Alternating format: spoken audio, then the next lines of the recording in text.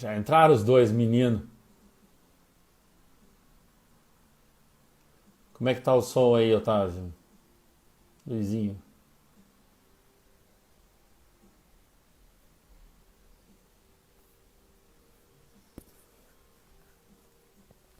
Calil.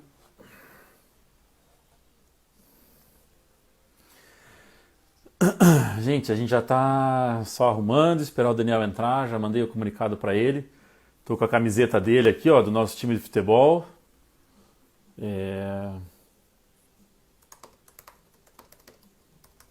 Uma homenagem ao time do futebol que eu participei por anos, mas meu envelhecimento precoce do joelho me impediu.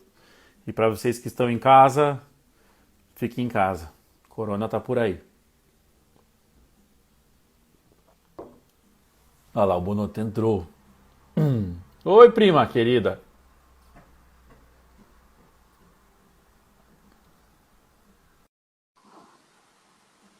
Dagoberto da frase.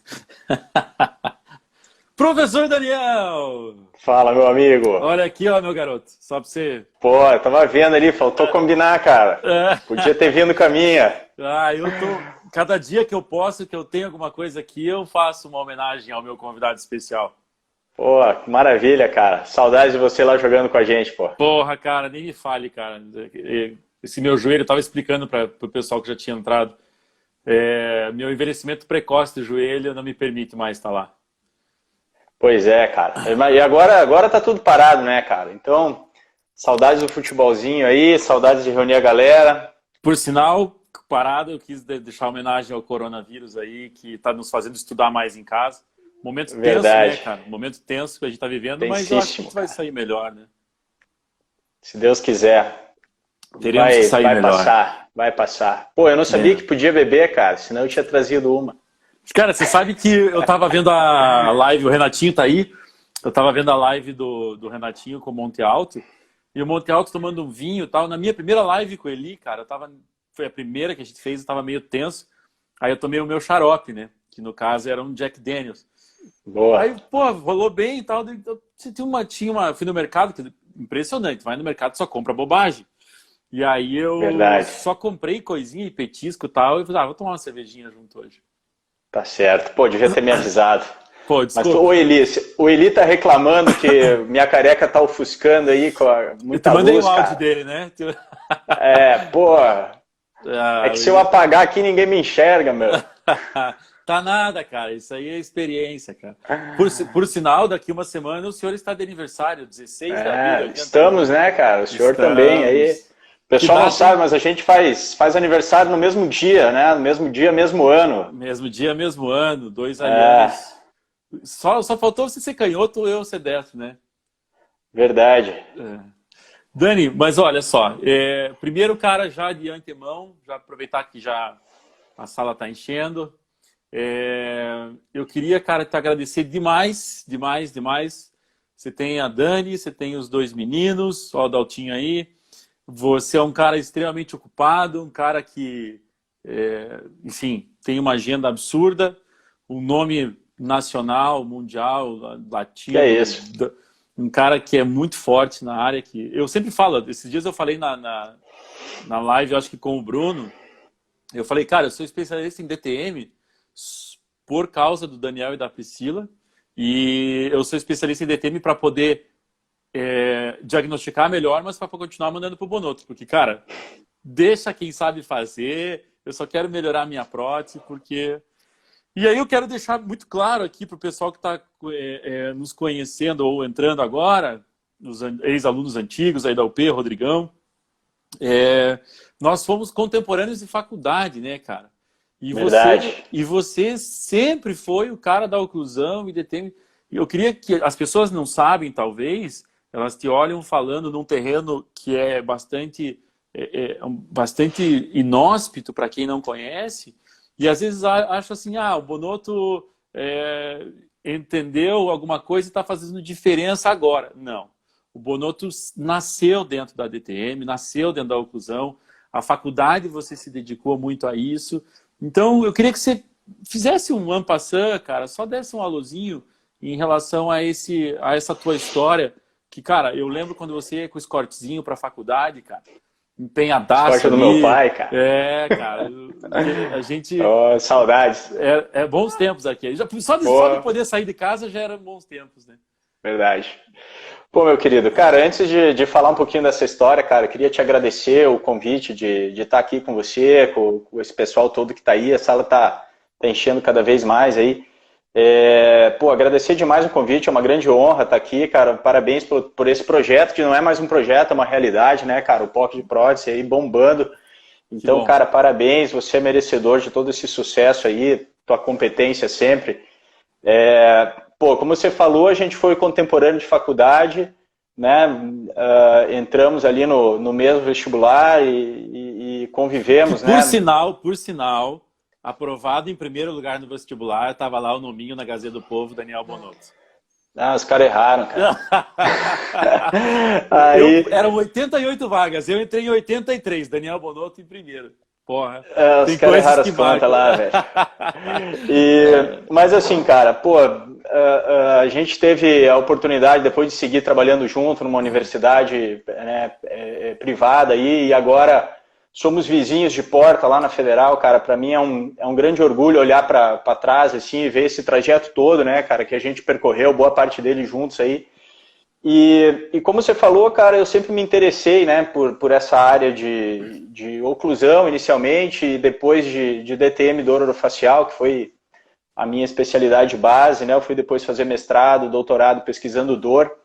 Então, as pessoas às vezes têm uma ideia, até pela forma como os currículos ainda, a maioria dos currículos são, né, Eduardo, que DTM e oclusão vêm junto. A gente aprendeu assim, o currículo da nossa escola era assim naquela época, né? E hoje a gente tem uma disciplina isolada e tal. Na verdade, mas na são nossa coisas... época, a gente não teve nem DTM, né, Dani? Era uma optativa, né, cara? Era só uma optativa. E aí, o que eu vejo, assim, que as pessoas acham que muitas vezes é a mesma coisa, e não é, né, cara? Então, assim, eu tô até aqui num canal de prótese falando hoje sobre a oclusão, eu tô fora da minha zona de conforto, na verdade, né? Porque o que eu estudo no meu dia a dia não é isso, né? O que eu pesquiso, o que eu estudo é dor, né? Então, te agradeço demais o convite, você me chamou aqui para falar de oclusão, eu também dou meus pitacos lá na disciplina de oclusão, né? A gente estudou um pouco isso e espero poder contribuir um pouco aí com o que o pessoal tá buscando aí, assistindo a gente, né? Eu gosto muito, cara, da tua fala, sempre das tuas aulas, eu gosto demais. Tive o prazer de fazer a especialização com você e com a Priscila, que são dois monstros, assim. Enfim, eu queria que, toda vez que eu vou dar aula, e aí eu falo de oclusão, porque DTM para mim é algum conhecimento teórico só, eu não sei aplicar, apesar de você ter me ensinado a fazer infiltração, e deixo para você, como eu falei, né? É muito comum que as pessoas, quando eu faço uma pergunta numa sala de aula de especialização, as pessoas dizem, e eu falo, pessoal, vocês lembram dos conceitos de oclusão? Vocês lembram dos tipos de contato? Vocês lembram das posições maxilomandibulares? A tônica professor, eu lembro de articulador. Então, sempre é um momento traumático, ou até então era um momento traumático, hoje eu sei que já não é mais, mas quem veio antes de você e da Priscila na faculdade, na nossa faculdade, sempre fala, puxa, não, eu não tenho eu não consigo, é um bicho de 7 cabeças. E aí quando você vai ajustar, eu vejo que existe uma simplicidade, e não numa simplicidade no geral das pessoas, e não numa simplicidade por ser algo simples, mas talvez numa vai me faltar a palavra agora, acho que numa pouca valorização da questão oclusal e até das possíveis inferências em DTM, naquela relação assim, morde aqui, sabe, não saber o que fazer com carbono, por exemplo. Então, quando eu te chamei, eu falei assim, Dani, traz isso para a nossa realidade, cara, da onde a gente tem que sair, para onde a gente vai chegar. O que acontece, né, Eduardo, eu falo isso sempre também, cara, falo até para os nossos alunos, assim, que a disciplina de oclusão, na maioria das escolas, ela é aquela disciplina de transição, né? Você está saindo de um ciclo mais básico e indo para um ciclo profissionalizante do curso, e a oclusão é uma das disciplinas que faz esse link, né? Que tenta... E aí, o que acaba acontecendo, cara? Você trabalha conceitos que não são conceitos simples, são conceitos complexos para o aluno de graduação entender, no momento do curso que ele ainda não tem maturidade clínica, né? Ou seja, ele atendeu sequer um paciente, ou às vezes atendeu pouquíssimos, fez lá uma anamnese, uma semiologia, né?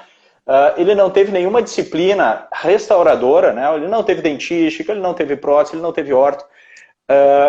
E você acaba trabalhando conceitos difíceis, né? Num ambiente muito abstrato, né? E aí falta aquele link com a parte aplicada, né? Então, quando a gente vai falar em cursos de especialização, em que você já tem um indivíduo mais maduro, é muito curioso, porque às vezes a gente dá aula para alunos que foram nossos alunos de graduação.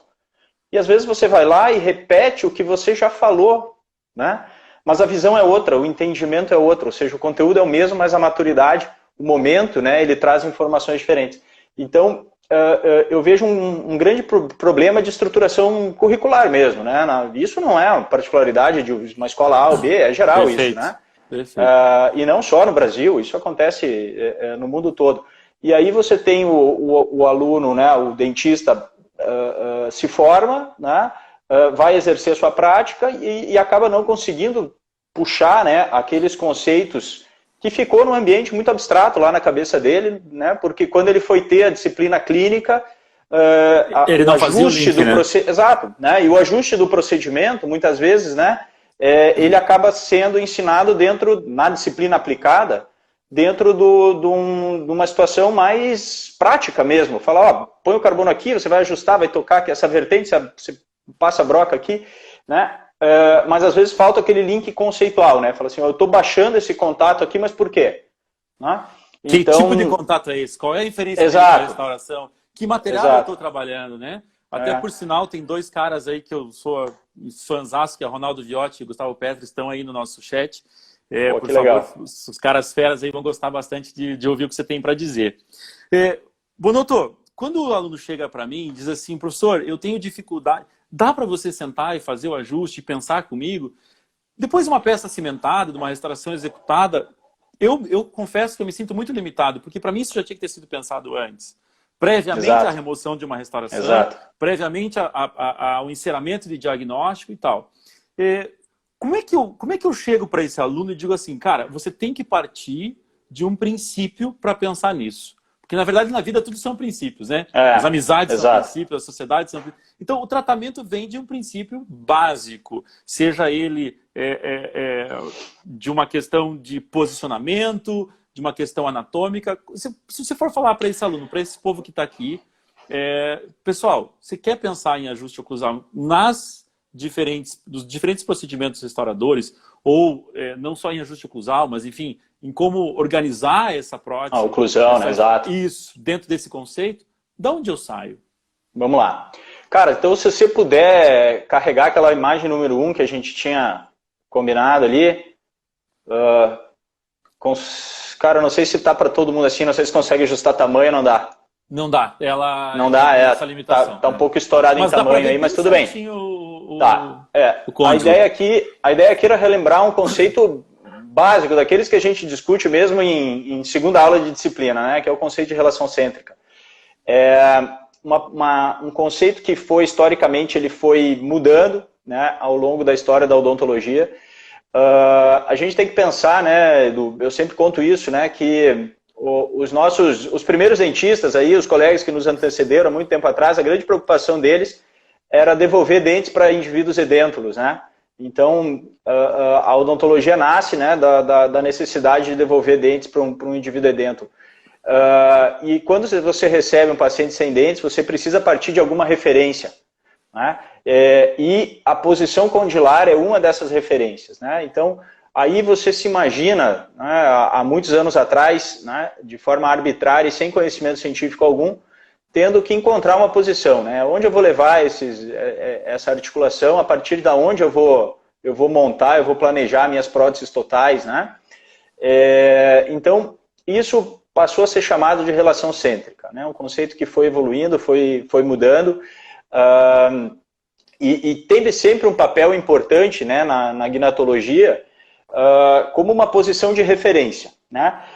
E aí alguns problemas acabam até vindo disso, né? Porque quando você tem, né, uma posição condilar, né, que ela pode ser mais para cima, mais para trás, mais para frente, mais para baixo, né? Você consegue alterar isso dependendo do teu planejamento, né? Mas você tem ela como uma referência, um ponto de partida para um planejamento é uma coisa, né? A hora que você define que essa posição é uma posição ideal, tá? Ou seja, é uma posição lá do nosso mundo das ideias, uma posição que nós da academia definimos, né? E aí a gente pode, o nosso tempo é curto, mas a gente poderia ficar discutindo evidência disso, o grau de evidência disso é baixíssimo, né? A gente está falando de estudos de acompanhamento, de série de casos, né?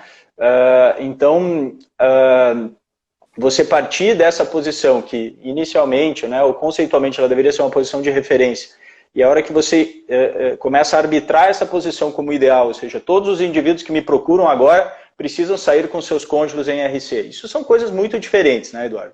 Uhum. Então, vamos voltar para o assunto que é o ajuste, né? Divaguei um pouquinho aqui, mas acho que é importante essa reflexão. Fica à vontade que se a gente passar disso, cara, já segura que eu já te convido para a parte 2. Não, a gente continua aí, a gente abre outra sala e segue. Fechou. Aí eu paro buscar minha cerveja. Fechou. Então, cara, assim, pensando em termos de ajuste, né, a hora que você está planejando, e você falou uma coisa muito importante, né, o ajuste oclusal ele não começa no final do procedimento, né, ele começa no início quando você está planejando, né? Então, a oclusão do paciente, como ela vai ficar, ela parte de um primeiro momento, antes da reabilitação, seja a reabilitação de um único elemento. Você está fazendo uma restauração oclusal em resina composta, você está reabilitando uma face funcional de um único elemento, né? Ou você está fazendo uma reabilitação boca toda, né? Tudo é reabilitação, né? Então, uma das perguntas que você tem que se fazer é, aonde essas ATMs vão estar, né? Qual que é o conceito, digamos assim, mais atual, mais contemporâneo de relação cêntrica, né?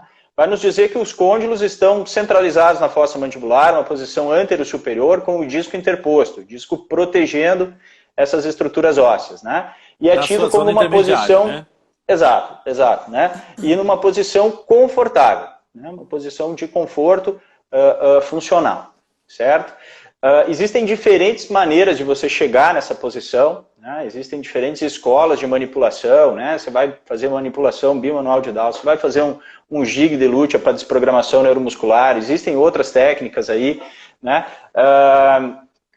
O que os estudos mostram com relação à obtenção dessa posição? Desculpa, pode falar. Posso fazer um favor, um parênteses, cara? Na verdade, uma pergunta. Claro.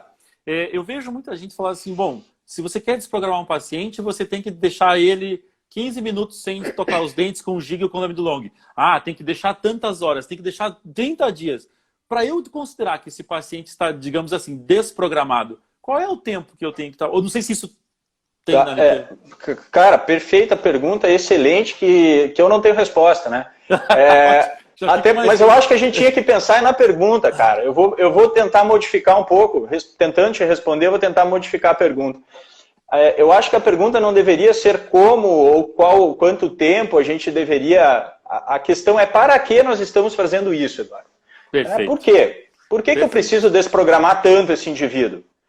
Por que eu preciso deixar ele 30 dias com um aparato entre os dentes? Tá? Qual que é a vantagem clínica disso? Então, acho que a grande questão é vantagem clínica. Tá? Se você for analisar os estudos que procuram por imagem, avaliar posicionamento condilar em pacientes em posição de registro para RC, de acordo com diferentes técnicas, você vai observar que os estudos são praticamente unânimes em dizer para você que raramente se consegue deixar os côndilos onde a gente acha que eles estão. Ou seja, eu me proponho a levar esses côndilos o mais para cima e para frente possível. Uso determinada técnica A, B ou C de registro e faço uma imagem, eles não estão lá. Tá? Então, essa é a primeira questão, né? Será que as nossas técnicas de registro de fato estão levando o côndilo onde a gente quer? E a segunda e mais importante, por que a gente quer levar eles lá? Qual que é a vantagem clínica disso? Tá? Será que vai fazer diferença na longevidade das nossas próteses se esses côndilos estiverem 0,25 milímetros para cá ou para lá? Tá? Será que vai fazer diferença em termos de desenvolvimento de sintomas dolorosos? Tá? Será que vai fazer diferença em termos funcionais? Esse cara vai mastigar melhor ou pior? Tá? Então, provavelmente não. Tá? Provavelmente, de tudo que a gente colhe, né, não existe Até hoje ninguém conseguiu mostrar que determinada técnica é superior a outra e que isso traga vantagem clínica de forma significativa. Tá? Então, acho que a grande questão é o porquê nós estamos fazendo isso. Tá? E se essas técnicas elas apresentam pouca diferença em termos de eficácia, eu te responderia assim, eu faço aquela que eu domino, aquela que eu tenho segurança e que é simples. Tá? Então, se eu estou habituado a trabalhar com jig de lucha por alguns minutos e isso me dá segurança, eu uso o jig de lucha. Tá? Particularmente eu, Bonotto, uso. Tá? Eu faço desprogramação com jig, poucos minutos, paciente numa posição confortável, tá? E registro. Isso quando eu quero fazer esse registro numa posição cêntrica. Tá? E essa é a questão. Eu lembro muito de uma aula tua, Dani. Desculpa interromper, porque às vezes vai no delay. Estamos batendo papo. Isso, perfeito. Eu lembro muito de uma aula tua que você comentou assim, se você deixar o seu dedo interposto aos dentes, há algum tempo, você já vai perceber que você perde um pouco a propriocepção. Então, quanto você quer realmente desprogramar e para que... Puxa, e isso eu acho que casa bem com o que você está falando, né? Você funciona bem nessa técnica, você vai ter a adaptação do teu paciente é muito boa, né? Assim, me assusta um pouco, me preocupa um pouco quando eu vejo, às vezes, assim, o colega investindo em, eu vou fazer um curso de registro oclusal para aprender a usar um determinado aparato de alto custo para fazer uma coisa que vai trazer pouca vantagem para o paciente dele, que vai fazer pouca diferença em termos de sucesso do tratamento que ele está ofertando, né? Então, existe muito pouca evidência de tudo isso, né, cara? Então, a gente tem que tomar um pouquinho de cuidado com essas situações que nos aparecem, assim. E como a gente estava falando, a ideia, né, de a gente relembrar um conceito assim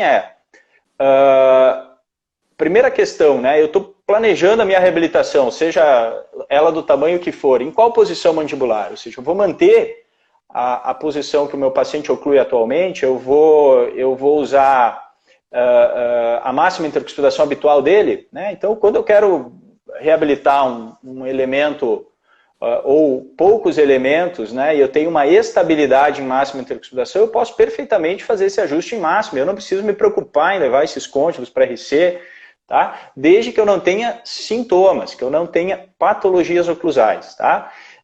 E quando eu falo sintomas, às vezes a gente já vou falar do miotens aqui, o Cláudio tá perguntando.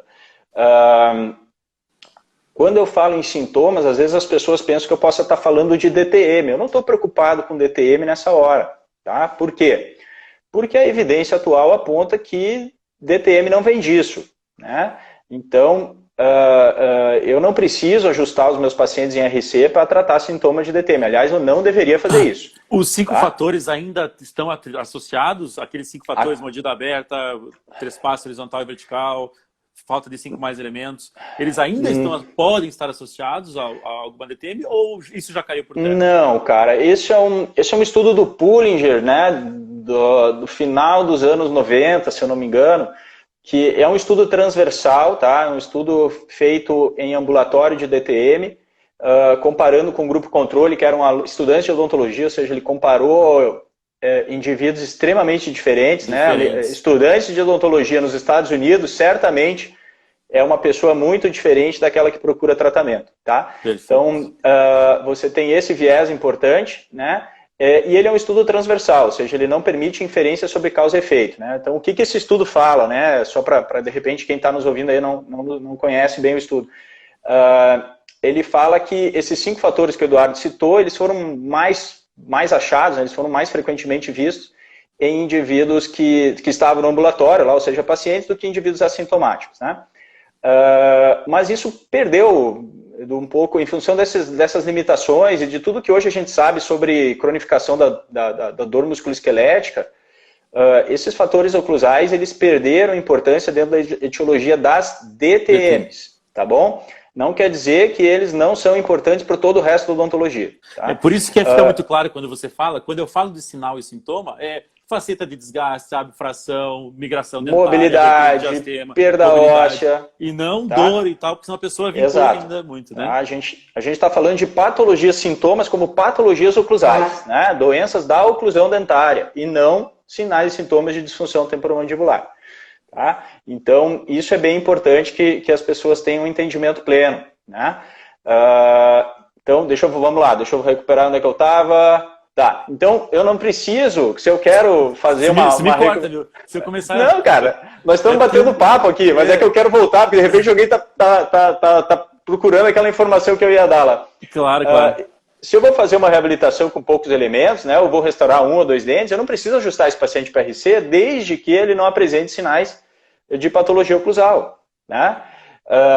Então, eu não vou me preocupar com posição em relação ao maxilomandibular. Eu vou ajustar ele máximo intercuspidação. Né? O colega tinha perguntado ali sobre o uso do Miotens na desprogramação. Tá?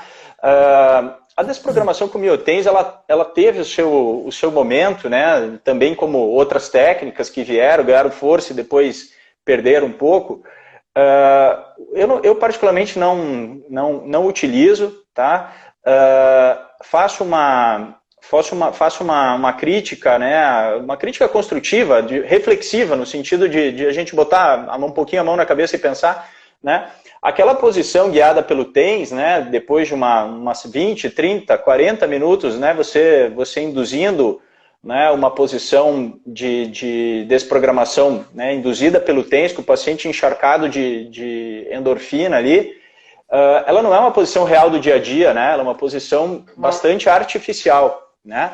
Então, até que ponto esse paciente vai ser capaz de manter essa posição depois da nossa reabilitação instalada? Né? E, de novo, a primeira pergunta lá de trás, né? Qual que é a validade clínica disso? Ou seja, que diferença isso vai fazer na longevidade do trabalho, no conforto do paciente, na eficiência mastigatória. Tá? Então, até que a gente tenha isso bem respondido, não vejo necessidade de usar. Tá? Ó, o nosso presidente advogado aí. Essa camiseta aqui é demais, né? Cara, dentro desse conceito, acho que posso passar o próximo? Vamos lá. Em relação ao articular, eu acho que é um conceito muito legal de você colocar essa atualização da relação do que é relação científica mesmo, mas o nosso clínico vai encontrar isso, vai encontrar intercuspidação. Tá, ele vai chegar uma hora que vai chegar nisso, né? Os dentistas estão encostando, o carbono tá marcadinho ali, e aonde que eu vou passar a broca, né? Ou se é que eu vou passar a broca. Mas só quero fazer uma última... Vou voltar um pouquinho, Eduardo, porque eu tinha anotado aqui uma coisa que eu queria... Não precisa, pode deixar a imagem, mas é só para falar um pouquinho mais, assim, de quando que a gente falou quando não fazer, né, o ajuste para RC. Quando que a RC é importante? Eu acho que isso é legal a gente falar, né? Pode falar. Oi? Não, deixa eu deixar nessa imagem para a pessoa não... Tá. Ela ainda é importante quando a gente vai reabilitar o paciente de boca toda, por exemplo. Né? Vou fazer um paro de prótese total, fazer um paro de prótese protocolo. A posição articular é uma das referências que eu tenho. Né? Eu tenho DVO e eu tenho RC. Né?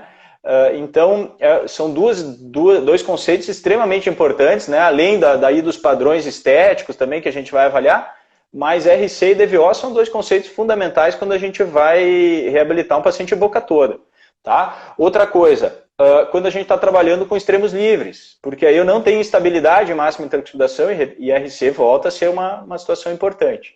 Né?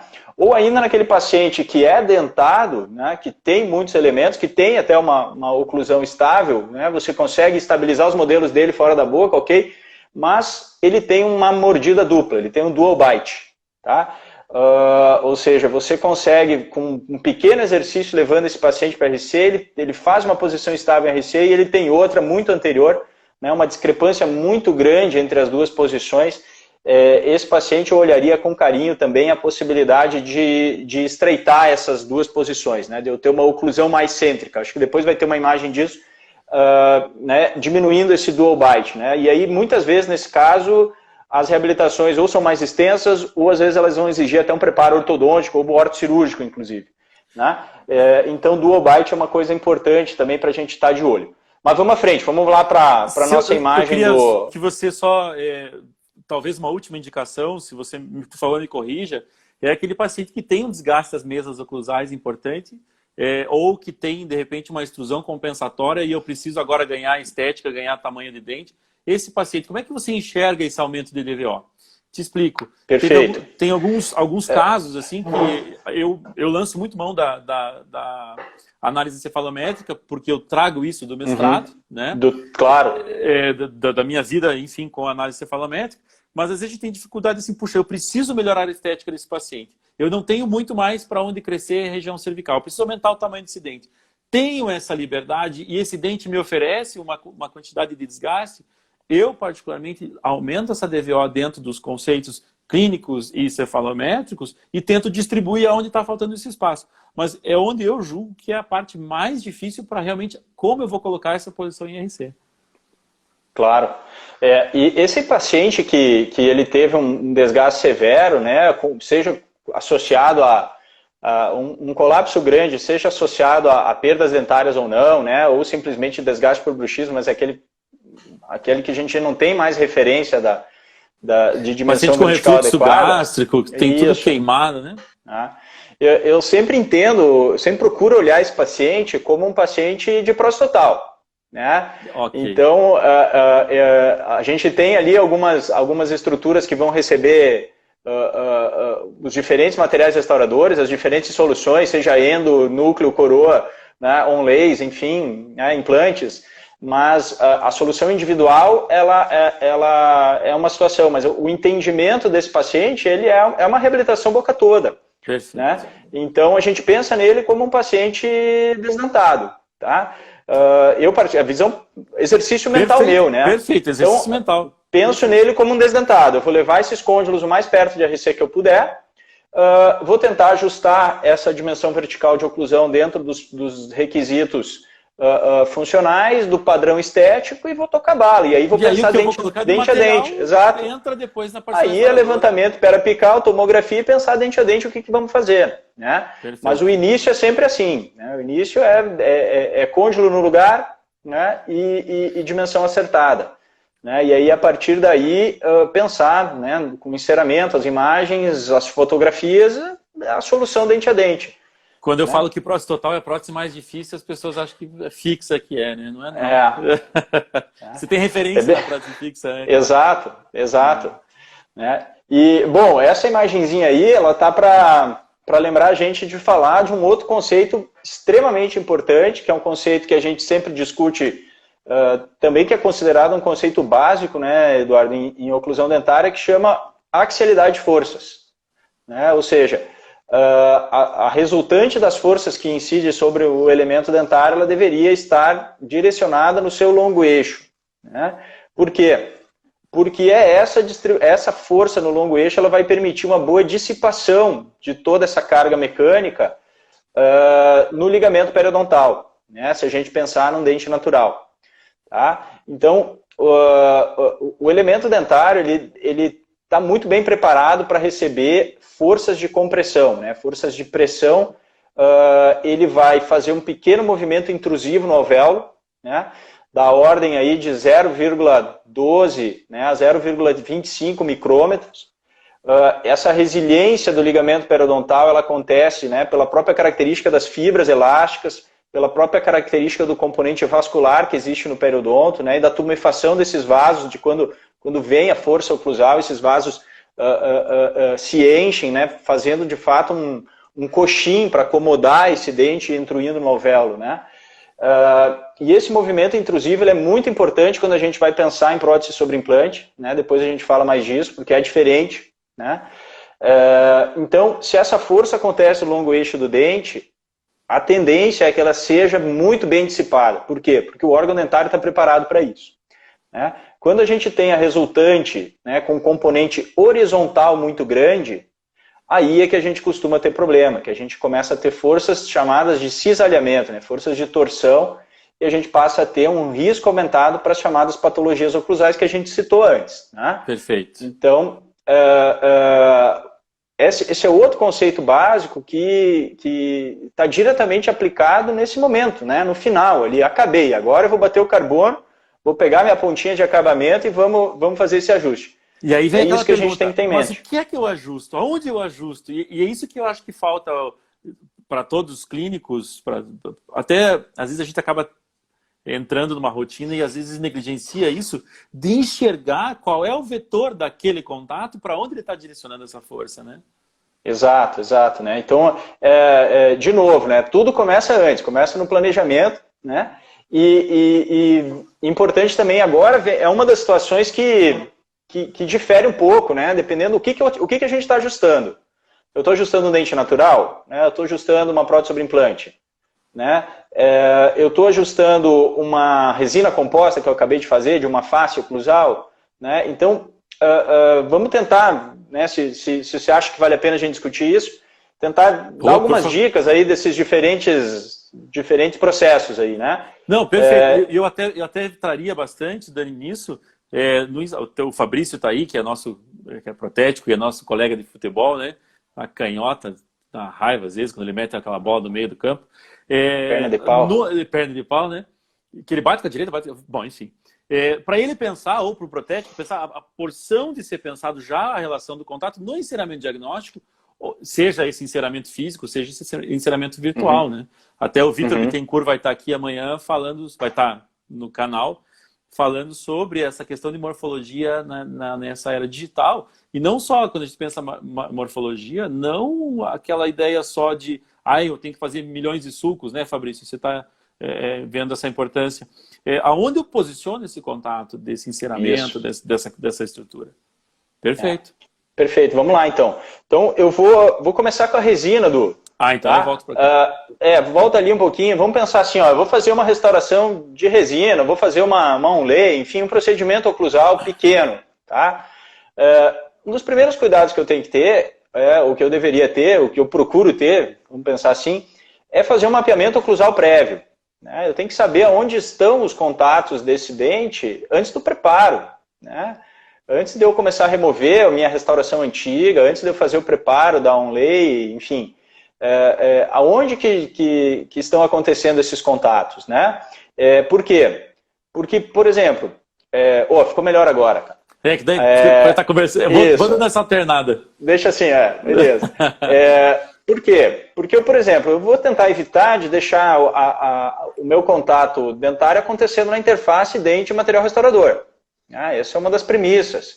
Então, se eu não sei aonde ele está acontecendo, né, é bem provável que eu vou ter um trabalho muito grande se eu deixar isso para depois. Né? Talvez eu tenha que ajustar antagonista, né? Então, é importante fazer um mapeamento oclusal prévio, saber onde estão acontecendo os contatos antes do preparo, inclusive. Né? Eu acho isso muito legal, Dani, se você levantar, o Petris, se ele estiver aí ainda, ele estava mostrando um artigo que a gente sempre entende que uma restauração em lay on lay ou restauração direta, deixar o ângulo cavo superficial 90 graus, reto, né? E aí ele estava mostrando que um leve biselamento desse ângulo cavo superficial faça com que você oriente de forma diferente esse prisma de esmalte, tenha um selamento e uma adesão muito melhor. Então, como é importante a gente mapear esse contato oclusal, porque se eu não tiver essa previsão, eu vou invadir justamente onde eu precisava desse bisel desenhado. E é onde você teria a tua espessura mais delicada de material depois, né? Então, isso acaba às vezes sendo mais crítico, né? Então, é importante você fazer essa avaliação prévia, né? Bom, então, esse é o cuidado do antes, né? E aí vem o cuidado do depois, né? Bom, terminei... Isso também, né? Pensando, por exemplo, na restauração direta, né? Eu sei que existem diferentes técnicas. Quem sou eu para falar disso, né? Mas, assim, tem muita gente que prepara lá com o dente já isolado, né? Então, é importante você ter feito isso antes, né? De isolar o paciente, mapeia, para você poder planejar até onde você vai, né? Estender, né? O acabamento do teu preparo. Bom, restaurei, tirei isolamento, ou cimentei, enfim, né? E aí vou fazer o ajuste. Né? Vamos lá, dica prática, né? Primeira questão, botar com o paciente sentado, deitado, inclinado, né? Isso é importante. Né? A gente, em geral, a gente trabalha sentado, nós, né? O paciente está deitado, a gente terminou o procedimento. esse paciente ficou algum tempo de boca aberta, né? 1 hora, 40 minutos, 2 horas, dependendo, né? É óbvio que houve uma desprogramação neuromuscular, né? Além disso, só pelo fato dele estar deitado para trás, né, com a cabeça inclinada para trás, o arco de fechamento dele vai mais para posterior, ou seja, esses côndilos vão fechar mais perto do RC, né? Não é a posição de máxima dele habitual, não é a posição que ele mastiga, tá? Então, às vezes a gente faz o ajuste só nessa posição, e aí que é o problema, né? Esse paciente está muitas vezes ainda anestesiado, ajustei, adequei, né? Tentei obter aqueles contatos A, B e C que estão ali no desenho, né? E que dá arrepio no pessoal só de lembrar das disciplinas de oclusão, né? Mas por que esse A, B e C, né? Abrindo um parênteses aqui, a importância do contato B para equilibrar, né? Para dar essa resultante no longo eixo do dente, né? Então, sem esse contato aqui que acontece entre as cúspides de trabalho, né, as cúspides cêntricas, entre as vertentes triturantes dessas cúspides cêntricas, a gente acaba tendo uma resultante horizontal, né? Então é importante sempre a gente ter pelo menos um A e um B, ou pelo menos um B e um C, né? Existem contatos que são já ponta de cúspide e crista marginal, esses já estão no longo eixo do dente, esses estão tranquilos, não tem segredo, né? Mas é importante a gente tentar esse tipo de distribuição, né? A gente costuma brincar que só contato A, só contato C derruba provisório, né? Exato. Se não tem o contato B, não tem não faz torque sobre o dente. Exato. Então, importante, né, a gente fazer esse ajuste com o paciente deitado, né, porque é mais prático, porque é mais simples, mas finalizar esse ajuste com o paciente numa posição ereta. Tá? Por quê? Porque esse cara às vezes vai para casa, quando passa anestesia, o dente entra em trauma, né? E tem paciente que isso varia muito, cara, essa propriocepção varia demais, né? Então tem paciente que qualquer detalhezinho vai notar e vai te ligar, e esse não nos preocupa, porque ele volta para o consultório, né? O problema é aquele que não liga, né? Aquele que não liga, e aí você pode ter aí uma iatrogenia em função desse pequeno detalhe, de simplesmente ter checado um ajuste com o paciente sentado.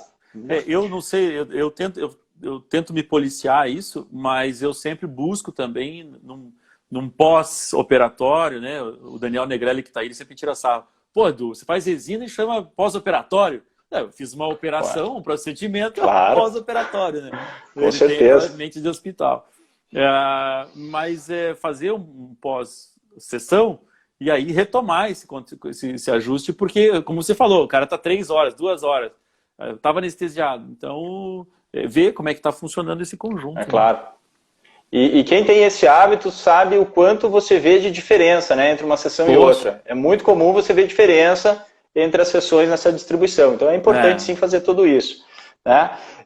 Então, para um elemento, né, a gente está falando de uma restauração de dente, né? A principal dica seria essas duas, né?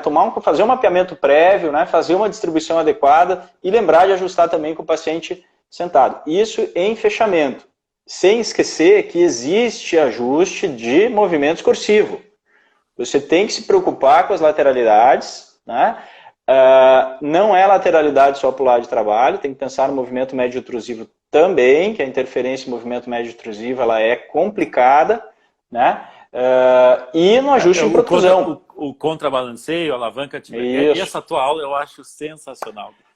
A física de alavancas. Isso, acho sensacional, cara. A física de alavancas disso tudo é uma coisa maravilhosa, é lindo de ver tudo isso, né? E é uma aula bastante indigesta, né? Só você que gosta, todo mundo odeia. Tem 2 aulas que eu gosto muito, essa e determinantes da morfologia oclusal. Pá, como eu gosto dessas aulas. Então, mas isso é o nosso grau de doença, cara. Isso já é patologia nossa. Então, eu gostar dessas coisas. Mas, então, a gente tem que pensar nisso. Tá? Então essas seriam minhas 2 principais dicas de ajuste de... A Priscila tá dando risada. A chefe aí. A chefe aí. Não, você não conta, Dani. Você é de casa, não conta. A Dani é que nem a Renata quando eu fiz a live com o Bruno. Assim, a Renata ficava postando. Não, porque o Dr. Bruno, sei o quê, porque o Bruno... Eu falei assim, olha, ame alguém como a Renata ama o Bruno. Ame alguém como a Dani ama o Dani. Porque olha, que coisa mais... Ela tá colocando os 2 dormir juntos aí agora, sem ajuda, né? Deve estar e respondendo a live ainda, não sei como consegue. Tem coisa que só mulher consegue fazer. Né? É verdade. Dani, Então, isso tudo a gente estava pensando numa relação de coxim, de ligamento periodontal. isso. Como é que a gente vai pensar, Galã tá aí, querido, como é que a gente vai O pensar grande isso? Cecim. Esse também, hoje é chefe, né? Porra. Como é que a gente vai pensar isso, então, o Cecim vai estar comigo aqui também. Eu tô com medo Maravilha. de fazer a live com ele, que aí de repente eu caí aqui, ele começa a me hipnotizar Vai a sala live. toda dormir. Exato. Sensacional. Ele desliga, ele faz cair na Recomendadíssimo. internet, ele vai estar aqui comigo. Não nessa semana, na semana que vem. Maravilha. Como é que a gente vai pensar isso, Dani, então, na relação de prótese sobre implante? A gente tem uma questão agora de ósseo-integração e não mais ligamento periodontal, mas eu tenho estratégias para pensar nisso. Claro. Como é que a gente vai lidar com isso? Então, a primeira situação que a gente deveria pensar em termos de prótese sobre implante é discutir um pouquinho a questão da propriocepção, porque ela é diferente. Tá? Tem duas situações principais que a gente precisa entender. Primeiro, a questão da propriocepção. Você não tem uma propriocepção rica como você tem no ligamento periodontal. Tá? A segunda é o fato do implante estar ósseo integrado, né? E o grau de movimentação desse implante dentro do alvéolo tende a zero. Né? Ele não é zero, mas ele é desprezível. Tá? É muito, muito pequeno. Então, o que isso gera em termos de inferência clínica para a gente? Né? Eu tenho um elemento dentário que está fixado sobre uma estrutura fusionada na base óssea, praticamente sem movimento, né? E com uma baixa propriocepção, ou seja, todas as cargas que acontecerem em cima desse elemento, elas não vão ser interpretadas pelo sistema nervoso central de forma precisa, de forma adequada. Ou seja, eu tenho muito mais impacto em alguém que tem menos sensorialização. Exato, menos capacidade de interpretar essa informação. Tá? Então, deve estar quente mesmo, né, Tá, Fabrício? pior que só tá um calor, porque eu tenho que fechar tudo aqui para dar uma acústica legal. Daí, Então, cara, isso assim, ó, em termos clínicos, né? Então vamos pensar que a gente está fazendo o ajuste de uma coroa unitária, tá? Sobre implante. Eu tenho um implante e tenho cercado de vários dentes naturais, tá? Quando esse paciente fizer uma oclusão mais forçada, mais pesada, né? O que vai acontecer? Todos os dentes do arco vão intruir em torno de 12 micrômetros, tá? 12 a 25 micrômetros. A prótese sobre implante, não. O dente do implante não vai intruir. Tá? Então, se eu fizer o ajuste dessa coroa exatamente, né, com a intensidade de contato, exatamente equilibrando com os demais, que são dentes naturais, numa oclusão forçada, que é o momento mais crítico em termos de carga, tá? Esse dente entra em sobrecarga, esse elemento entra em sobrecarga. E aí a gente tem o estresse, essa figurinha está aí para dizer, eu vou falar dela para você poder diminuir ela e a gente voltar a conversar. Não, fique à vontade. Que todas as forças que acontecem sobre uma coroa, sobre implante, elas de alguma forma elas vão ser dissipadas, né, pelo componente intermediário e depois essas forças vão ser dissipadas pelo próprio implante, né? Então, aí o nosso ajuste ele vai ser importante para que essa dissipação aconteça de uma forma não deletéria, né? Tanto para o nosso componente protético, mas principalmente para essa interface osso-implante. Tá? Grande professor Mauro, aí, por favor, me corrija se eu falar besteira. Isso aí, né? Então, que estratégias a gente vai fazer, Edu? Tá? A gente vai deixar essa coroa unitária com um contato um pouco mais leve, a gente não vai deixar ela em infraoclusão, a gente vai deixar ela um pouco mais leve que o dente natural vizinho. Tá? De novo, importante o planejamento. Vou mapear esses contatos antes, eu vou olhar onde eles estão acontecendo. Grande abraço, Mauro. Obrigado. Nos dentes naturais, né? A intensidade deles, né? E quando eu coloco a minha coroa para fazer a prova, eu particularmente, aí você talvez tenha o teu jeito de fazer isso. O que eu costumo fazer? Eu dobro o carbono naquele elemento, né? Recorto um pedaço pequenininho e procuro deixar a intensidade muito parecida com os dentes vizinhos, mas com o carbono dobrado. Tá? Por quê? Um carbono de qualidade, vamos pensar um Acufilme 2. Qual que é a espessura do Acufilme 2? É 12 micra, que é o que o dente natural intrui no alvéolo. Tá? Então, se eu dobrei, eu estou deixando esse dente um pouquinho, com contato um pouquinho mais leve que toda a dentição vizinha. Então, no momento de uma oclusão mais forçada, durante uma situação de parafunção, ou mesmo na deglutição, né, uma atividade funcional que vai exigir um contato um pouco mais intenso, esse dente não entra, né? Esse elemento não entra em sobrecarga. Tá? Cara, eu falo que essas lives para mim são aulas particulares, cara. Eu faço de outro jeito, que eu vou contar daqui 3 minutos. Vamos fazer um intervalinho, porque eu tô com medo que a live caia e a gente perca isso daqui, tá? Tem mais uns 5 minutos para ela cair, mas dentro das minhas noias, dos meus toques, eu já tive tanta experiência de live cair por causa da internet. Ó, o Vitão aí, esse cara é violento, vai estar comigo amanhã. Que honra. Vamos dar um time aqui. Galera, a gente encerra. Eu vou abrir uma cerveja. Bora, eu vou abrir mais uma, que o Galina chegou e vai tomar uma com a gente. O Beltrão tá aí. Tá? Ele só toma Nato Nobles. 30 segundos, eu vou fechar. Eu gravo essa, pessoal. Lá no começo o André me perguntou, todas as lives do Pocket estarão disponíveis no canal. Tá bom? Ó, outro monstro do implante aí, o Rafinha. 30 segundos, já voltamos. Vou encerrar, gravar essa e a gente já volta. Dani? Tá bom.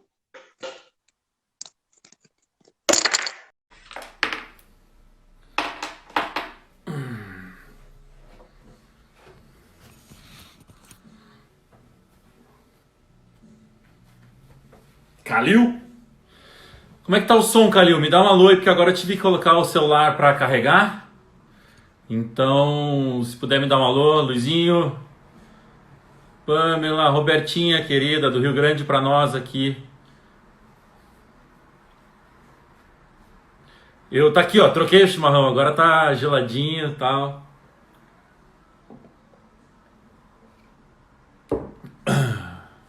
Tá bom? Obrigado, Rafa.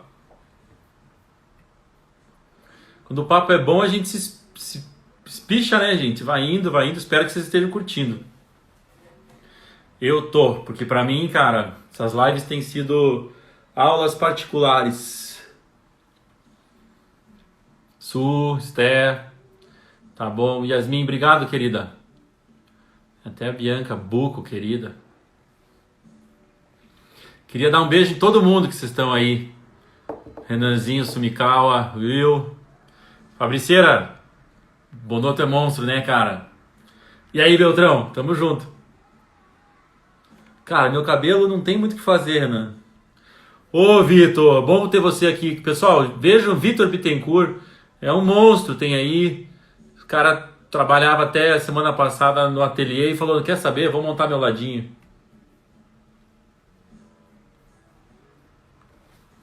Galã.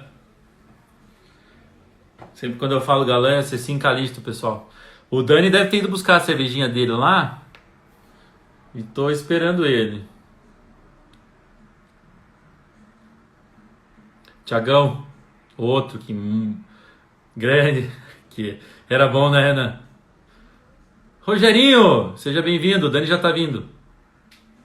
Vou avisar ele aqui, ó. Live on two legs.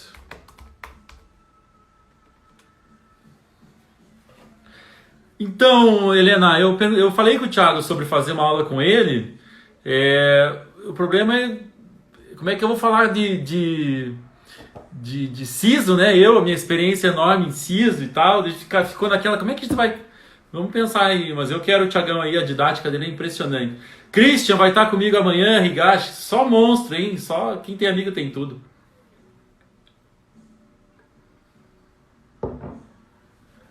O Bonoto foi colocar a cerveja na geladeira. Ah, você tá me assistindo? Ele tá me assistindo, pera aí, deixa eu achar ele.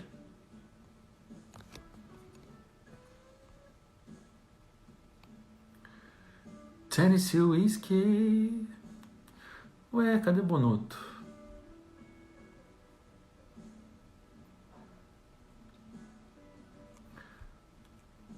Dani, você tá aí? Me dá cena aí, cara. Que eu não tô te vendo. Sisos, Thiago Keller, mas Pocket Prótese vai virar Pocket Sisos.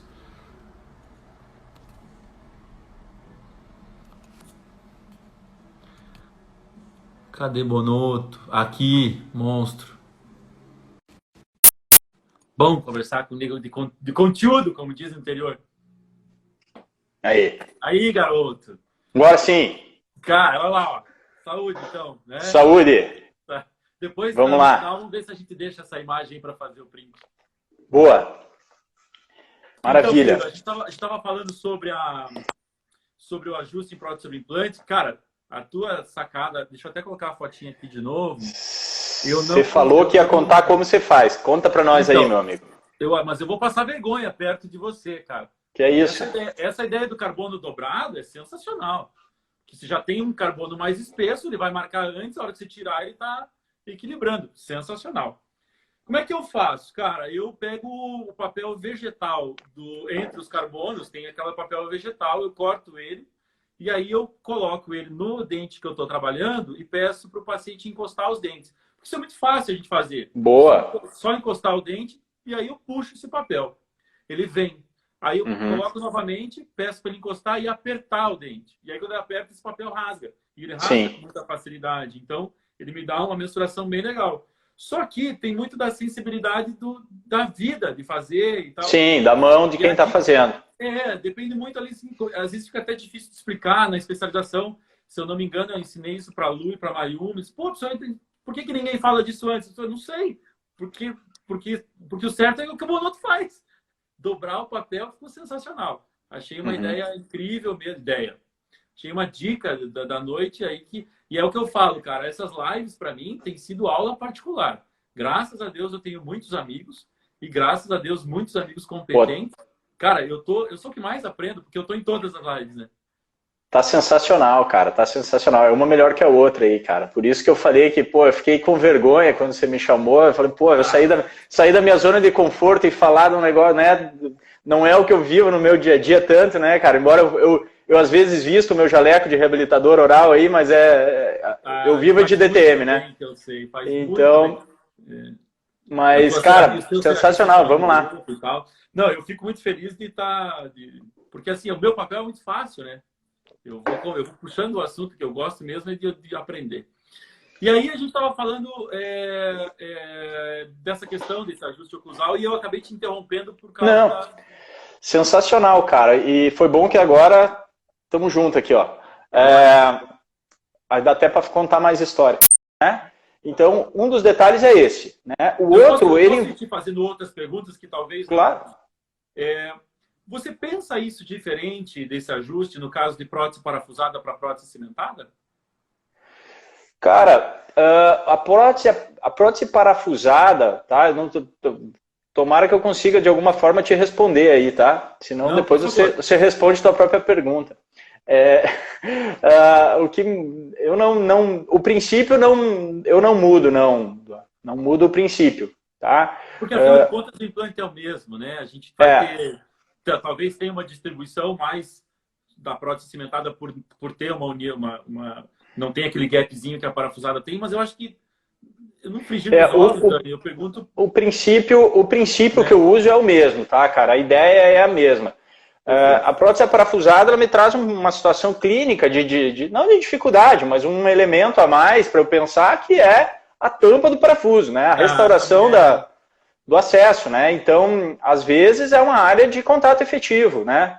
Então, acaba sendo ali também uma situação de atenção da nossa parte, né? Mas o princípio, ao meu ver, não muda não, cara. Uma coisa que envolve o planejamento, e aí o Perucelli está aí ouvindo a gente, que é o desenho da prótese, né, Eduardo? Que também é importante, o desenho dessa coroa, né?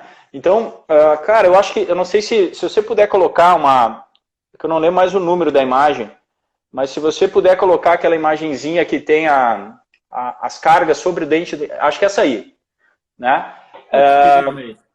Tá, essa é de dente anterior, cara, tem uma de dente posterior, depois a gente fala de dente anterior, vamos ver. Essa é dente, acho que é a próxima. Próxima acho que é implante. Essa aí.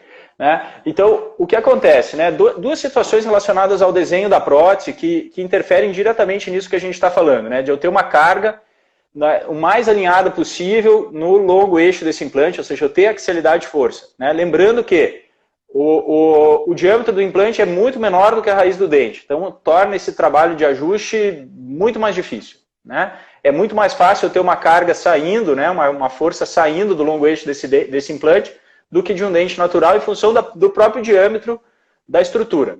Tá? A segunda situação, né? Altura de cúspide, que envolve planejamento e desenho da peça. Né? Quanto mais alta a cúspide, maior, né? Você falou que curte a aula de determinantes de morfologia oclusal, né? Quanto mais alta forem as minhas cúspides, maior a chance de eu ter um contato deflectivo, de eu ter um contato horizontal, um contato que vai me trazer uma resultante muito distante, né, do eixo desse implante. Então, um dos cuidados importantes na hora do desenho desse elemento, cúspides baixas, né, de eu ter cúspides não muito agressivas, para que eu tenha essa resultante o mais próximo possível do eixo do implante. Segunda situação, o desenho da mesa oclusal. Deve ser uma mesa mais estreita. Né? A mesa um pouco mais estreita para facilitar, para evitar mais próximo possível do parafuso, para eu evitar também um componente muito horizontal que vai me proporcionar esse tipo de estrago que a gente está vendo no esquema ali. Né? De uma força muito longe, né? E, consequentemente, um torque. Né? O T ali é de torque muito exacerbado, né? Nessa estrutura periimplantar. Tá?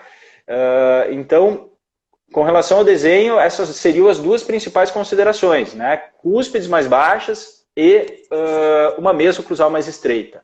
Né? E na hora do ajuste em fechamento, né? essa dica do contato ou do papel manteiga ali, né, que você deu, sensacional também. Dobrado, cara, carbono dobrado. O papel manteiga vai só dar a prova dos 9 do carbono dobrado, sensacional. Então, isso vai minimizar bastante, né, as nossas dificuldades aí em termos de... Pô, quase que eu caio do cadeira aqui, eu não tomei nem o pescoço da long neck, hein? Vai minimizar bastante a dificuldade que a gente vai ter de ajustar essas peças, né? Pois não. Se o Dalton estiver aí, ele sabe que eu sou um aluno chato. E as perguntas que eu faço, por Deus do céu, são genuínas. Não são que eu já saiba a resposta. Na verdade, eu quero, sabe, a gente brincar junto. E eu, como eu falei, as slides, eu acho que as pessoas dizem, nossa, que projeto legal. Legal nada, eu sou um baita de egoísta. Eu quero aula particular com meus amigos. E aí eu já disponibilizo para todo mundo. Pensando nessa reabilitação de um dente, alguns dentes, por exemplo, um canino, eu não tenho como evitar, por exemplo, um lateral, eu jogo o regulamento embaixo do braço, um premolar, eu fujo dele de guia, mas um canino, você prefere aí eu distribuir essa carga da guia gerada sobre ele para o premolar também, mesmo que isso não seja a lateralidade normal dele, ou você não? Então, esse canino está pronto para receber a região óssea, enfim. Como é que a gente pensa no canino? Porque isso é uma pergunta que eu tenho recorrente. E aí depois eu te digo como é que eu... Mas eu quero saber de quem manja da parada mesmo. Tá. Não, que é isso, cara. Pelo amor de Deus. O que eu penso primeiro é assim... Bom, vamos dividir o raciocínio até para eu organizar minha linha aqui. Eu teria algumas possibilidades, né? Eu tenho que fazer um unitário de canino sobre implante. Primeiro, a qualidade óssea nessa região foi boa, né? Esse implante é um implante longo bastante, né? A parte cirúrgica o implante está bem posicionado, né? Tudo isso a gente tem que levar em conta, né? Eu tenho um implante que tem uma área grande, em função do seu tamanho, do seu diâmetro, que vai distribuir bem essas cargas, né? Em cima de um osso de qualidade ou não. Né? Essa é uma situação que a gente tem que pensar. Né? E o que eu teria de possibilidades? Eu poderia manter essa guia pelo canino ou pensar numa desoclusão em grupo. São as duas situações aí que a gente está discutindo. Tá? O que eu penso? Além de ter que optar, obviamente, numa dessas duas situações, né? Além de pensar nessa questão da qualidade do osso e do implante que já foi realizado, né, pensando nós como protesista, eu penso quem que é o usuário dessa prótese? Quem que é o meu paciente? Né? Ele é aquele cara comedor de costela que abre tampinha de cerveja no dente, né? Ou seja, né, eu sempre brinco com os nossos alunos, né, que tem dois tipos de ser humano no mundo, o comedor de costela e o comedor de alface. Né? Então, assim, é um paciente que tem uma característica de parafunção pesada, é um portador de bruxismo do sono. Tá? É um paciente com uma musculatura muito desenvolvida, um paciente que vai fazer muita carga nisso tudo. Tá? E isso tudo vai influenciar, né, a minha tomada de decisão na hora de desenhar essas guias de desoclusão. Tá? É absolutamente contraindicado deixar essa guia de desoclusão pelo canino? Não, não é uma contraindicação absoluta. Tá? Se eu tiver um usuário de prótese que não exerça uma força, tá? Paciente com uma musculatura não muito potente, que não tem características de parafunção importante, tá? Se eu tenho uma guia de desoclusão baixa, né? Eu posso deixar, né? Desde que eu proteja isso, tá? Adequadamente. Por exemplo, depois nós podemos falar um pouco sobre proteger com placas e nossas reabilitações e tal, né? Por que eu posso deixar? Porque esse movimento de desoclusão forçada, aonde a guia vai ser extremamente importante, aonde a carga vai ser muito grande, é um movimento que vai acontecer principalmente em situações parafuncionais. Na função mastigatória, eu tenho uma falsa guia. A guia não chega a contactar de fato. É sensorialização, né? Não é uma mecânica propriamente. Exato. Então a carga é muito menor. Tá? A carga é muito menor. Aí voltamos para quem é o nosso paciente. Né? Voltamos para quem é o portador dessa prótese. Tá? Agora, claro, se eu estou falando de um comedor de costela, aquele paciente que tem o rosto desse tamanho, né? Que vai usar essa minha coroa unitária sobre implante num 13, eu vou pensar seriamente em fazer uma desoclusão em grupo, deixar um contato muito leve nesse canino, tá? Desde que isso seja biologicamente aceitável, né? Porque às vezes fazer a desoclusão em grupo vai exigir ou muito desgaste, ou vai exigir acréscimo de material em dente posterior de uma maneira excessiva, né? É difícil então, ajustar a brincadeira, né? É difícil, cara. Ajuste eu faço isso, Dani, lembrando de dois conceitos que você já colocava e você ponderou, realmente a questão do tanto que ele vai excursionar e a relação da função propriamente dita da guia, que é da sensorialização, e daquela alavanca, que agora não me lembro se é tipo 1, tipo 2, tipo 3, da distância da ação do canino em relação à ação do pterigoideu lateral, né? Então, você jogar uma força de grupo lá atrás vai ter uma sobrecarga em função da proximidade, da distância, em relação a onde a força é gerada no pterigoideu para fazer a lateralidade, e o posicionamento do canino, se eu não me engano, são 8 vezes, até 8 vezes, 9, 10 menor do que nessa região. Então, são nessas duas coisas que eu consigo me pautar e que eu lembro de você explicando isso com muita tranquilidade, assim. O canino ele tem essa característica, né? Pelo fato dele estar mais longe dos nossos músculos mastigatórios, né? Eu falo isso naquela nossa aula de alavanca lá. E de fato a força que chega ali, ela é bem menor do que num dente molar, né? Às vezes eu penso nisso, Dani, mais uma vez, por favor, se alguém falar assim, Eduardo, para de interromper o Daniel aí. Imagina, cara. Daqui a pouco. Eu também quero aprender aqui, pô.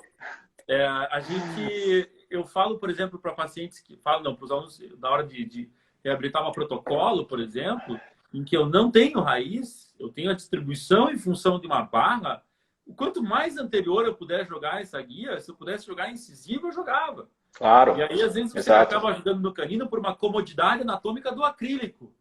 Mas não porque necessariamente, eu vou distribuir para a barra, né? Então, quanto mais anterior eu jogar, melhor. Claro.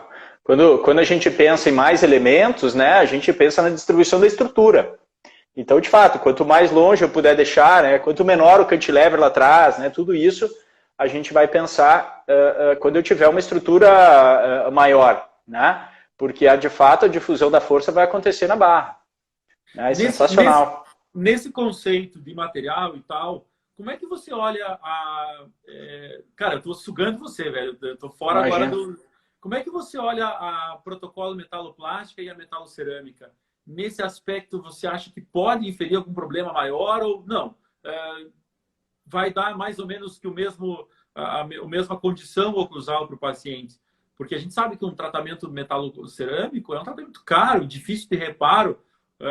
Fabrício, precisa dar um... Cara, quanto tempo essa cerâmica está na boca? Se eu jogar no forno, isso vai explodir e tal. Assim, é como você falou logo no começo da nossa conversa. Uma coisa que está no ideal, na minha ideia, é outra coisa que eu consigo efetivamente aplicar, né? Cara, essa é uma pergunta que eu faria para ti, né? Então vamos conversar sobre ela. Acho que eu não vou... conversar com ela, porque eu tenho esses conceitos, cara, e foi por isso que eu fiz a especialização em DTM, para melhorar a minha prótese. Mas, cara, se tem um cara que tem base e que eu gosto de ouvir para falar sobre isso, é você, cara. Você, na questão prótese...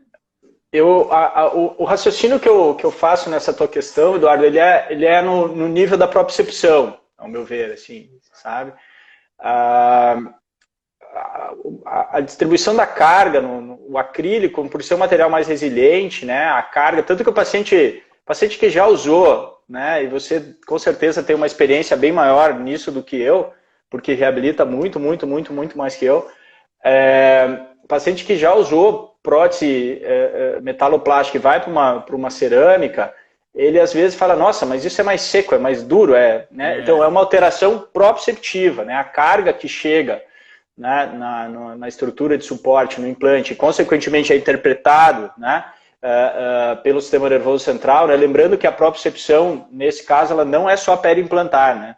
Ela também envolve uma propriocepção dos fusos neuromusculares, né, e dos complexos de Golgi lá da TM, né? Então tem a propriocepção da articulação também. E o paciente fala isso, né, que essa carga ela é interpretada de uma maneira diferente. Fala, isso está mais seco, está mais duro, é diferente, demora um tempo, uma curva de aprendizado, né? Então, eu penso nessa questão dos dois materiais mais nesse eixo da propriocepção, né? E de fato o ajuste em si, né? O ajuste em si ele não muda. Os princípios de ajuste não mudam em função da diferença de material, né? A gente vai procurar dar todas aquelas características de uma oclusão mutuamente protegida da mesma forma, né?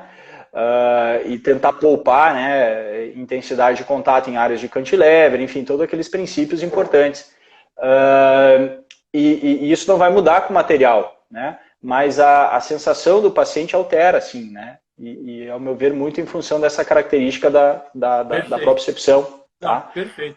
Tem uma imagem tua aqui que eu queria que você falasse um pouquinho sobre ela. Boa. Tá. Então, ali, o que está acontecendo? Você está em cima da resposta, né? Opa, deixa eu sair, não, vamos ver se... Talvez até talvez pequeno a galera consiga até enxergar melhor. Tá? Então, ali, o que está acontecendo? Você tem uma primeira situação em que você tem a borda incisal, né, do incisivo inferior, ocluindo numa superfície absolutamente oblíqua da palatina do superior, né? Isso resultando, né, uma força naquela direção que vocês estão enxergando ali, muito fora, muito longe, né, do eixo do implante e, consequentemente, o torque, né? E aí vocês estão vendo, né, o cálculo do torque ali, a força vezes a distância ali aquele ângulo, né? Isso só para a gente entender, né? Isso não é plenamente matemático, é para a gente entender como que isso se processa, né? A hora que a gente faz, o Rafa dizendo que não dá para ver, eu acho. Acho que era enxergar. Se você fizer um nicho, né? Se você fizer uma pequena cavidade na palatina do superior, na cerâmica ali, você consegue acomodar e você resulta, né? A tua força resultante, ela aproxima muito do eixo desse implante, tá? E, consequentemente, o torque nessa estrutura periimplantar reduz de uma forma brutal. Então, isso fica muito mais previsível para o longo prazo. É basicamente fazer uma concavidade palatina, uma anatomia palatina adequada e já esperando o nicho ali dentro da anatomia para que consiga fazer. Exato. Então, no desenho dessa face palatina, né, procurar fazer, né, esse nicho para que o contato do inferior não aconteça assim. Aconteça assim. Tá? Então, eu tentei aqui com a mão mostrar o que a figura tenta apresentar ali para a gente. Tá? Então, a ideia seria essa, né? Essa seria uma dica de ajuste dessas coroas e desses trabalhos anteriores sobre implante, tá? Para tentar aproximar a direção da força com o eixo do implante o máximo que permitir, evidentemente, né? Tem daquelas tuas imagens de guia... Com certeza, Calil. Ele está perguntando aqui, ó, a inclinação do implante ajuda, com certeza ajuda, né? Na verdade, ela é fundamental. Eu gosto muito de falar, quando eu dou aula em especialização de implante, você pensar, e por isso você falou muito bem da relação de planejamento, você pensar numa prótese parafusada e você pensar numa prótese cimentada, o eixo da colocação do teu implante muda completamente. Mauro tá aí para não me deixar mentir sozinho, o Thiago tá aí para não me deixar, o Rafa tá aí.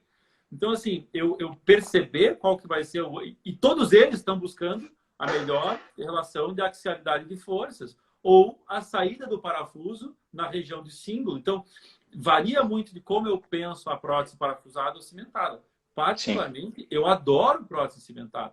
Olha, esse mestre também, Rafa Caeb, um protético maravilhoso. Só tem gente boa aí, graças a Deus. Verdade. Eu pensar a prótese sobre implante, já no conceito de parafusado cimentado, na questão de carga oclusal, e aí eu chego para o Thiago, para o Rogério e falo, velho, põe esse implante onde eu estou pedindo. Não, mas aqui não dá. Te vira, negão. Claro que daí não é assim que a gente entra com a prótese também. Né? É verdade. Você queria comunicar alguma coisa dessa imagem aqui, Dani? Cara, eu acho que eu ia falar, eu acho que ela saiu um pouquinho da ordem aí, ela era para ter vindo lá dentro daquela discussão da RC, mas é o seguinte, né, cara, era o contexto que eu ia falar isso aqui, vale a pena, porque às vezes o público flutua também, né, cara, quem tá agora nos ouvindo não tava antes. O contexto era o seguinte, né, de dizer que oclusão cêntrica, essa é quando a oclusão, ou seja, a máxima do paciente, você pede para ele ocluir, morde aí, você vai olhar os côndilos estão lá em RC, né, ou seja, você tem uma coincidência entre as duas posições, você tem uma oclusão dentária que mantém os côndilos em RC, tá? O que eu queria dizer nessa imagem era o seguinte, que a gente tem que olhar essa relação de uma maneira crítica e com bom senso, tá? Por muitas décadas, a odontologia mutilou oclusões dentárias, mutilou dente, né? Eu sempre falo que toneladas de esmalte vazaram por rio abaixo, né? Para deixar os côndilos em RC. Qual é a justificativa clínica disso? O que nós estamos buscando? Tá? O que a gente quer com isso? Tá? Uma coisa eu tenho certeza. Isso não serve para tratar DTM. Ponto. Isso não serve para tratar bruxismo. Ponto. O quanto isso vai me trazer em termos de benefício do meu trabalho restaurador. Tá? E aí a gente tem que estudar em caso a caso. Né? O paciente apresenta... Porque o que vai acontecer? Quando o paciente oclui um pouco mais para frente, né? Quando eu tenho uma diferença da RC para MH um pouco maior, obviamente, você computa nesse sistema um componente anterior de força mais importante. O paciente está ocluindo um pouquinho mais para frente. Quando você joga ele lá para o eixo terminal, você diminui esse componente anterior. Tá? Agora, esse componente anterior, ele está sendo deletério? Existe patologia oclusal? Existe movimentação? Está abrindo diastema? Tá? Tem mobilidade nesses dentes? Você está tendo perda óssea por razões oclusais? Está tendo trauma oclusal primário aí ou não? Né? Então, a ideia era essa, era discutir um pouco, né, que a gente às vezes tem que pensar no porquê das coisas. E quando a gente vai olhar, e aí eu convido os amigos, aí tem mais de 70 pessoas nesse momento ouvindo a gente, dá uma olhada no que tem, né? Dá uma olhada no que tem publicado sobre essas coisas, né? Mesmo se a gente pensar, né, Eduardo, sobre a evidência desses engrenamentos oclusais precisos, mesmo em prótese, o grau de evidência é baixo. Né? Existe uma evidência clínica suportada por décadas e décadas e décadas, mas o grau de evidência é baixo. Né? Então a gente tem que ter bom senso, cara. Né? Bom senso na hora de tomar a decisão de moer esmalte de paciente. Né? Então, uma coisa é a gente ajustar bem os nossos trabalhos, a outra é a gente achar que qualquer oclusão tem que entrar dentro daquela forminha que a gente combinou lá na academia, na sala 2 da nossa disciplina lá. Ó, o que vale é isso, todo mundo tem que ser assim. Não é assim, velho. Né? Não é assim. Tá? Então, nem todo mundo tem que ser assim. E por isso eu gosto de estreitar, tá aí, Fabrício, Rafa, o Victor, os protéticos aí, tanta gente boa que a gente tem, graças a Deus. Estreitar essa relação para entender esse paciente, né? Uhum. Dani, papo contigo, a gente vai horas, porque é Pô, cara, já acabou, meu? Fazer aquele nosso churrasco, o doutor. Boa, né? Boa. Pô. Já acabou, não? Já tá 1h30 já. Pois é, a gente já tá no segundo aqui. Já tá na metade do segundo tempo. Passou rápido, cara. Eu queria aproveitar esses minutinhos para o que o Eli fala, o talento por trás da broca, que a gente bolou essa hashtag. Pô, sensacional. Eu queria que você contasse pra gente um pouquinho o que você Cara, além de você dar aula em 1000 lugares, você dar aula em congresso, você ser um puta pesquisador, um baita, e o mais legal, assim, é que eu vejo, é que nós, e aí eu vou me incluir nessa, nós somos de uma leva de professores que eu tenho orgulho de dizer que a gente tem a fundamentação, mas a gente tem bunda no mocho, como diz o Rafa Lunardi, né? E você é um cara que não é um cara puramente teórico, você é um cara que tem mão, que tem tempo de cadeira, você é um cara experiente. Né? Eu vou fazer... Você tem 17 anos, eu vou fazer 17, você tem 17 anos, mais, vamos lá, 20 anos. Enfim.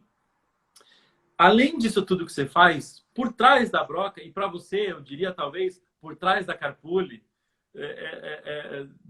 por trás do agulhamento, fora a odontologia, o que você faz, cara? Conta pra gente. Pô, cara, muito legal esse... Obrigado, Du. Obrigado pelas palavras aí, cara. Tamo junto nessa. Eu penso nisso também, antes de falar um pouco o que eu faço fora.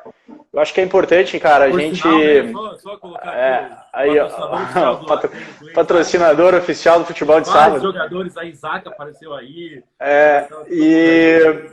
Cara, eu penso bem como você, cara. Eu também fico muito feliz de a gente poder levar um pouco, não só do que a gente estuda, mas do que a gente faz, né, cara? Então, eu acho que é bem isso que você falou, é importante, né, cara, para o nosso aluno, para quem está nos ouvindo, a gente, como dizia o meu grande mestre aí, professor Cunali, né, a gente tem que ter umas garrafas velhas para vender, né, cara? Então, isso é importante. Ele cara, tem a banda, né? Então, o que eu faço por trás da broca, cara? O Eli me fez essa pergunta na live desses dias de sexta-feira, eu falei dos mergulhos. Então, agora eu não vou falar de mergulho. Tem muita gente do futebol, você tá com a camiseta do futebol assistindo, falar um pouquinho das peladas, né, cara? Por favor. Pô, eu sempre gostei muito de jogar bola, né, cara? Nunca tive talento nenhum. Eu sempre fui um goleiro frangueiro, então o cara que não tem talento para jogar bola e não sabe no gol, os caras colocam na zaga. Na zaga. Né? E eu sempre fui muito carniceiro, cara. Hoje os caras me veem jogando, dizem que eu estou jogando igual menina. Mas, porra, no tempo de faculdade, o Charlie tá aí dando oi, nós fechava lá atrás e arrebentava, né, cara? Era muito bom. Pô, eu sempre gostei muito de jogar bola, cara. Eu jogava bola 3, 4 vezes por semana. Antigamente, né? Agora não dá mais com os meninos em casa. Essa é outra coisa que a gente faz por trás da broca, né? A gente tem família, tenho 2 meninos aí, um de 5 e um de 1,5, que estão curtindo um monte a quarentena agora, porque pai e mãe perto o tempo inteiro, brincando o dia todo, né, cara? Sensacional. Olha o Calil, ó, pescoço pra baixo é canela, né, cara? Levou algum chute de pescoço, hein, Calil? O Calil eu só chutava ele quando eu conseguia pegar, cara, porque o bicho era muito liso. Ó, outra aí, ó. Então, cara, hoje em dia a gente diminuiu muito a frequência, né? Tem esse futebolzinho de sábado, esse grupo aí que você tá vestindo a camisa aí, desde 2007. Deixar meu abração pra gurizada, cara, porque pra mim era uma terapia e agora que eu estourei o joelho, eu sinto muita falta, mas você sabe que eu levo todo mundo no coração aí. Mas assim que puder, você volta, pô. E tá aí os caras aí, ó. Renatão. Então, pô, é um grupo que desde 2007, né, Eduardo, que a gente se encontra todo sábado, cara, 1h30, é feriado, só para Natal e para pandemia, cara. Se o mundo não tá caindo, tem futebol de sábado. Só para porque a quadra fecha, que senão tava jogando. Senão os caras hoje já estavam se cutucando para ir jogar nesse sábado lá. Então, é sensacional. E tem alguns nos ouvindo aí, o Perucelli, inclusive, está devendo churrasco. Assim que a gente puder ter contato social, o primeiro churrasco é na casa dele. Não, esses você pode me chamar, porque daí o joelho não quer... Aí o joelho não atrapalha, né? Não atrapalha. Cara, queria de novo te agradecer, cara, pelo convite. Foi uma alegria. Olha aí o olhudo do Fabiano aí, ó. Queria te agradecer o convite, cara. Foi uma alegria poder bater esse papo com você.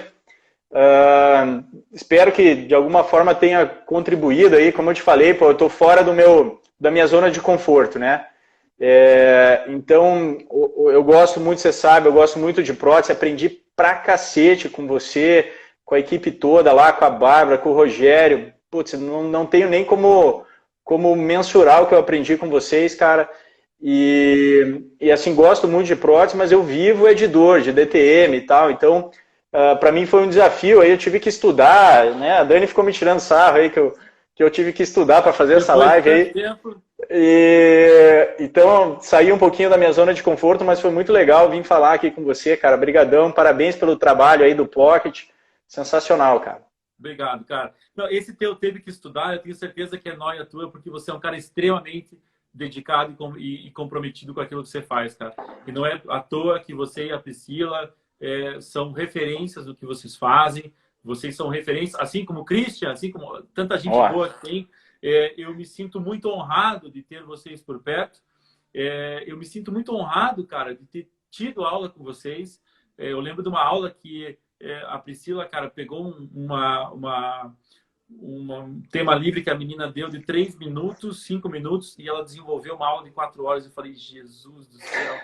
Então, vocês são um poço de conhecimento, e o Maurão falou bem aí, cara, da questão de experiência clínica, e isso você dá show também. Então, meu irmão, você deixou a Dani cuidando dos meninos, você se dedicou a nós, ao Pocket. Eu te digo pela família Pocket, eu, Eli, o Otávio, o Edu, que nem é dentista, mas trabalha junto conosco, as 300 pessoas que estiveram conosco aí nessas vai e vens. É só alguém que é tão bom de conversar e que tem muito a acrescentar, que segura isso, cara, 1h30, 1h40, o povo conversando. Cara, valeu, brigadão, meu amigo. Muito obrigado mesmo, muito bom contar com você. A gente conta com você na ESP da BO, eu tô do teu lado. Sensacional. Tamo junto, cara. Quero que você me deixar o Pocket também aberto. Maurão, quero você aqui. Vou pegar o Mauro e o Thiago junto numa live. Pô, sensacional, hein, cara. Eu só não sei, Maurão, não sei falar. Grande abraço, cara. O assunto me compete, aí eu consigo levar bem a bate-papo. Fabricião também vai vir aqui falar de isolamento em dentes anteriores, que é uma dificuldade que tem e tal. Charlie, querido, beijão para vocês aí, cara, o time de futebol, que eu sinto muita falta. Fiquem com Deus, cara. Pessoal que tá aí na live, durmam bem. Bom hoje, o que toca hoje? Super Cine, segunda-feira, tela quente, né? Tamo junto. Valeu, gente. Que passe logo essa quarentena pra gente poder... Pô, se Deus quiser, cara. Tá bom? Valeu, galera. Obrigado aí. Todas as lives estarão no canal. Se alguém quiser mandar uma pergunta pro Dani, pode mandar via Pocket, pode mandar direto pro Dani, a gente está sempre junto, tá bom? Ó, Alice, querida aí. Um beijo. Valeu, galera. Cara. Valeu, Edu. Fica com Deus aí. Obrigadão. Tá bom? Obrigado. Valeu, irmãozinho. Valeu. Valeu, Natan. Valeu.